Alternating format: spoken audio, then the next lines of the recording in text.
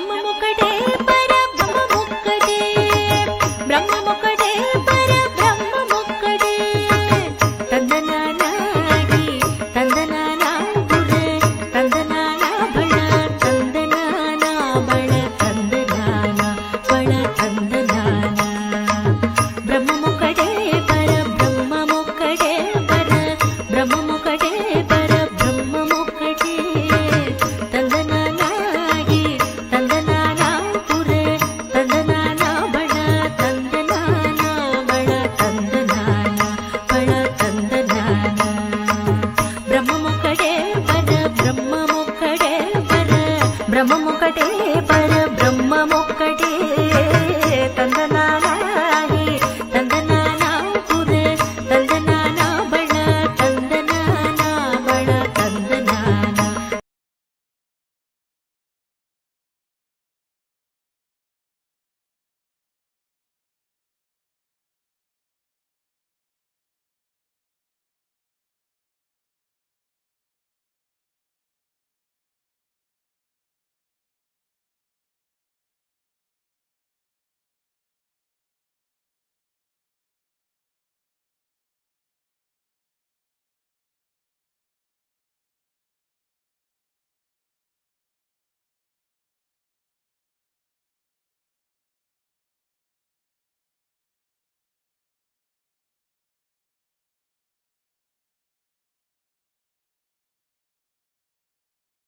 ஓம் ஜெய் சீதாராம், ராதே கிருஷ்ணா. அன்பு நண்பர்களே, உங்கள் அனைவரையும் எனது தெய்வீக பயணம் யூடியூப் சேனல் சார்பாக அன்புடன் அழைக்கின்றேன். நாம் தற்போது தமிழ்நாட்டில் உள்ள திருக்கோயில்களை தரிசித்து வருகின்றோம். விழுப்புரம் மாவட்டம் மேல்மலையனூரில் பிரசித்தி பெற்ற அங்காளம்மன் கோயில் ஒன்று உள்ளது. இந்த கோயிலுக்கு தினமும் ஆயிரக்கணக்கான பக்தர்கள் வந்து செல்கின்றார்கள். இந்த லட்சக்கணக்கான பக்தர்கள் அமாவாசை நாட்களிலும் ஆடி மாதம் வெள்ளி மற்றும் ஞாயிற்றுக்கிழமைகளிலும் வந்து தரிசனம் செய்கின்றார்கள். இந்த கோயில் தலவரலாறு என்று கூறுகின்றது என்றால், கிரேதாயுகம், திரேதாயுகம், துவாபரயுகம், கலியுகம் என்ற 4 யுகங்களுக்கு முன்பு மணியுகம் என்று ஒன்று இருந்ததாகவும், அந்த யுகத்தில் சிவபெருமானுக்கும் பிரம்மனுக்கும் தலா 5 தலைகள் இருந்ததாகவும் தலபுராணம் கூறுகின்றது. தனக்கு 5 தலைகள் இருப்பதாகவும் சிவபெருமானுக்கு சமமான வரங்களை தான் அளிப்பதாகவும் பிரம்மனுக்கு ஆணவம் ஏற்படுகின்றது. இந்த ஆணவத்தை அகற்ற பார்வதி நினைக்கின்றார். அதன்படி பிரம்மன் வரும்போது நாதா என்று அழைக்கிறார். அதற்கு பிரம்மன் அனைத்தும் உணர்ந்த பார்வதிக்கு தன் கணவர் யாண்டு தெரியவில்லையோ என சிரிக்கின்றார். பார்வதி சிவபெருமான் பிரம்மனின் ஆணவத்தை போக்க அவரின் 5 தலைகளில் ஒரு தலையை கிள்ளி எடுத்து விட வேண்டும் என்று கூறுகின்றார். அதன்படி சிவபெருமானை பிரம்மனை அழைத்து கண்டித்தார். இருவருக்கும் இடையே வாக்குவாதம் ஏற்படுகிறது. முடிவில் சிவபெருமான் கோபத்துடன் பிரம்மாவின் 5 தலைகளில் ஒரு தலையை கிள்ளி எடுத்து விடுகிறார். வலியால் துடித்த பிரம்மன் சிவபெருமானை பார்த்து, கிள்ளிய தலை உன் கையிலே ஒட்டி கொள்ளட்டும், உனக்கு வழங்கும் உணவை அந்த தலையை சாப்பிட்டு விடும், நீ பித்தனாக அலைய கடவா என்று சாபமிட்டு விடுகிறார். தன் கணவரின் இந்த நிலைக்கு காரணமான பார்வதியை பார்த்து, நீ உன் அழகை இழந்து வயதான கிழவியாய் மாறி கொக்கிரகை தலையில் சூடி கந்தலாடை அணிந்து திரிவா என்று சரஸ்வதி சாபமிட்டு விடுகிறார். பிரம்மன், சரஸ்வதி ஆகியோர் சாபப்படி சிவபெருமான் பார்வதியும் கடலிடங்கள் அதைந்து திரிகின்றார்கள். இறுதியில் திருவண்ணாமலை சென்றடைகிறார் பார்வதி. அங்குள்ள குளத்தில் உள்ள தீர்த்தத்தில் மூழ்கியுடன் அவரது பழைய தோற்றம் மறைந்து புதிய உருவத்தை அடைகின்றார். பின்பு அங்கிருந்து கிழக்கு பக்கமாக மேல்மலையனூருக்கு வருகிறார். அங்கேயே தங்கி அவர் ஏற்கரை அருகே தங்கிவிடுகிறார். இதுதான் தலவரலாறாக நாம் கருதுகின்றோம். நன்றி, வணக்கம்.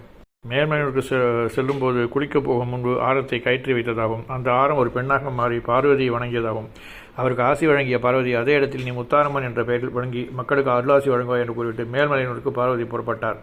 அது மலையரசன் பட்டணம் என்ற தலபுராணத்தில் உள்ளது. பாருங்கள் அன்புகளே, இந்த திருக்கோயிலில் தாங்கடம் தரிசனம் செய்து நன்மை பெறுவீர்கள் என்று நம்புகின்றேன். நன்றி, வணக்கம். ஆகர்ண தீர்க்கநயனம் மணிகுண்டலாಢ்யம் மந்தஸ்மிதம் மிருகமதோஜ்வலபாலதேசம் शत्रुवधू जब शरण में आई शरणागत पर कृपा करे भद्रकाली मारे त्रिशूल और असुर दलों के शीश हरे दुमि दुमि बाजे शंख दुंदुभि स्वर्णभूमि श्रीयकान्ताय कल्याण निधेयर्तिनाम ஸ்ரீ வெங்கட நிவாசாய ஸ்ரீனிவாசாய மங்களம். அன்பு நண்பர்களே, இந்த தெய்வீக பயணம் யூடியூப் சேனலில் தாங்கள் என்னுடன் பயணித்து சில கோயில்களை தரிசனம் செய்திருக்கின்றீர்கள் என்று நான் நம்புகின்றேன். இந்த திருக்கோயிலில் தங்களுடைய மேலான தரிசனத்திற்கு காரணமான இந்த பதிவுகளில் தாங்கள் எவ்வாறு திருப்திப்பட்டீர்கள் என்பதை குறித்து எனக்கு கமெண்ட் செக்ஷனில் பதிவு செய்யவும், எனது சேனலை மேலும் பலருக்கு சென்றடைய ஷேர் செய்யவும், அவற்றில் உள்ள குறைகளை சுட்டிக்காட்டவும், நிறை குறைகளை மனதார நான் ஏற்றுக்கொள்கின்றேன். நீங்கள் என்னுடைய சேனலை தொடர்ந்து சப்ஸ்கிரைப் செய்தவும் தங்களுடைய நண்பர்கள் மற்றும் உறவினர்களுக்கு அதனை ஷேர் செய்யவும். இந்த திருக்கோயில் பற்றி உங்களுடைய அபிப்பிராயத்தினை லைக் மூலமாக எனக்கு தெரிவிக்கவும். தாங்கள் தெரிவிக்கும் கருத்துக்களின் அடிப்படையில் என்னுடைய சேனலை மேலும் இம்ப்ரூவ் செய்வதற்கு ஏதுவாக இருக்கும் என்று நான் நம்புகின்றேன். இந்த திருக்கோயிலில் உங்களுடைய ஆதரவு என்றும் எனக்கு தேவை. இத்திருக்கோயில் பணியினை தொடர்ந்து நான் செய்ய எனக்கு இறைவன் அருளுடன் தங்களுடைய ஒத்துழைப்பும் தேவை என்பதை மனமாற வேண்டி கேட்டுக்கொள்கின்றேன். நன்றி, வணக்கம்.